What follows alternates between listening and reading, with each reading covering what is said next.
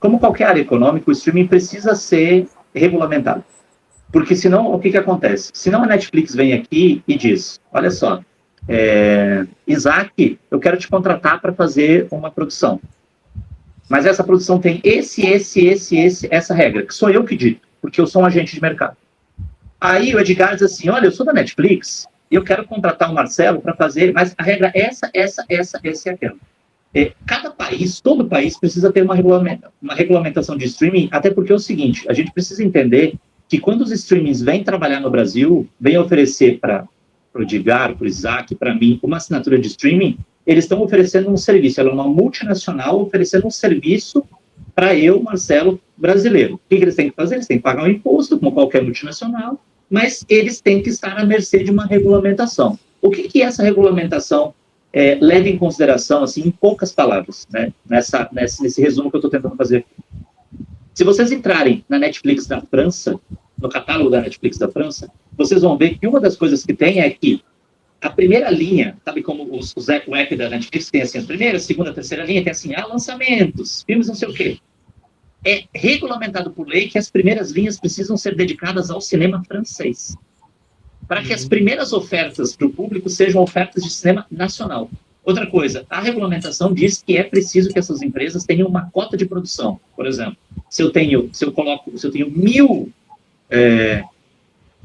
episódios, eu preciso ter, sei lá, 20% desses 1.000 que sejam de produção brasileira. Isso obriga essas empresas a não só virem aqui e a ganharem dinheiro com a gente, mas eles precisam também reinvestir esse dinheiro na gente. A gente tem uma coisa chamada cota de tela, que você já deve ter ouvido falar, né? Que é um número X mínimo que os exibidores de cinema precisam dedicar ao cinema brasileiro durante o ano inteiro. É preciso, né, nessa regulamentação, que a gente tenha também uma cota de tela para streaming, do tipo assim, até para que não vire uma lógica só extrativista. O Edgar é o dono da Netflix. O Edgar vem aqui e diz assim, olha só, eu vou lançar 1.000 filmes. 500 são indianos, 300 são americanos, enfim. E o que tu deixou para o Brasil? Tu veio para cá, tu trouxe o teu produto, tu vendeu o teu produto, mas não reinvestiu. Esse reinvestimento em infraestrutura, em produções locais, é o que está na base, por exemplo, de países como a França. A França tem uma lei do streaming que obriga qualquer empresa que opere dentro do seu território a reinvestir isso. O que isso significa? Significa que a gente vai ter geração de emprego. Significa que a gente vai ter imposto. Por exemplo, tem um imposto chamado Condecine, que todas as empresas que veiculam audiovisual, as telefônicas ou qualquer outra empresa precisa pagar. Esse Condecine, ele vai para financiar o audiovisual brasileiro. Então, quando a gente tem, por exemplo, a Lei Rouanet, que não é para longa-metragem, gente, por favor, não fale mais que o agente secreto teve dinheiro da Lei Rouanet, porque não teve, porque a Lei Rouanet não dá dinheiro para longas-metragens, é só para curtas-metragens e para outras coisas. Mas quando a gente tem, por exemplo, a Lei de Incentivo à Cultura, esse dinheiro vai sair, né, grosso modo, claro que tem muitas complexidades, daquele dinheiro que foi pago como um imposto. E aí o que as grandes empresas querem? Não pagar imposto. Ou pagar o mínimo possível. Ou pagar o mínimo possível para fazer remessas muito grandes de dinheiro, ou seja, esse dinheiro não vai ser reinvestido aqui. É quase como se a gente dissesse, no frigir dos ovos, Isaac e Edgar, que é como se fosse uma empresa que vem para cá, pega o dinheiro do brasileiro, opera em território brasileiro, mas que o lucro, ele não vai ser reinvestido aqui no Brasil, ele vai ser investido fora do Brasil. Então é uma lógica extrativista. É quase como se fossem os colonizadores de séculos atrás que vinham aqui, tiravam o ouro, tiravam a borracha, tiravam o pau-brasil, levavam embora e não deixavam nada para cá. E não compensavam a gente.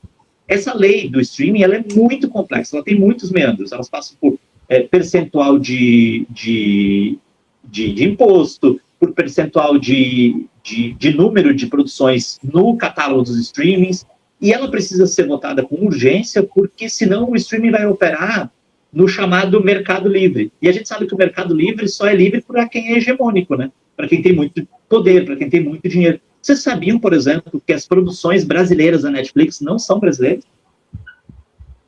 Não sabia. Elas são produções brasileiras, mas a propriedade intelectual delas é internacional. Tu vem aqui, tu dá o dinheiro aqui, tu contrata as pessoas aqui, a produção é feita em português, mas ela não tem uma propriedade, ela não é propriedade intelectual de uma empresa ou de um cidadão brasileiro, ela é propriedade intelectual de uma empresa americana e a propriedade intelectual dela não existe aqui. Não há nada que resguarde a existência dessa produção. Por exemplo, Sintonia, que é uma produção brasileira que fez muito sucesso.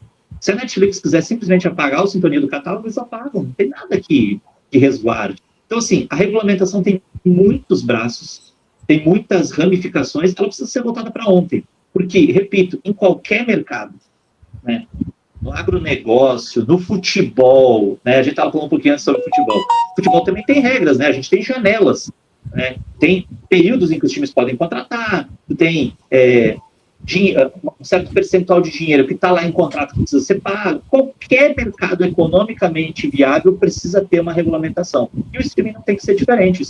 E como o streaming talvez hoje seja a grande janela, a mais hegemônica, e a que provavelmente vai ditar os rumos do que vai acontecer mais para frente, é preciso que essa lei seja votada o quanto antes.